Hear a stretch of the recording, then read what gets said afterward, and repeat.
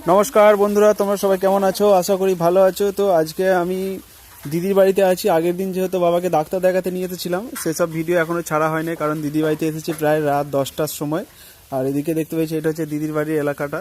তো ভাই এসেছে, আমি এসেছি, বাবা, তারপর মমতা, সবাই এসেছি দিদির বাড়িতে বাবাকে ডাক্তার দেখাতে। এখন আমরা দিদির বাড়ি থেকে বাইরের দিকে একটু বেরোচ্ছি, দিদিদের যে দোকানটা আছে সেখানে যাব। আমি বাইরের দিকে আছি। আর এই হলো হচ্ছে আমাদের শালি হয়। তো সামনে যেহেতু জিটি রোড আছে, জিটি রোডের সামনেই দিদিদের দোকান আছে। তো সেখানে ভাই একটু কাজ করছে।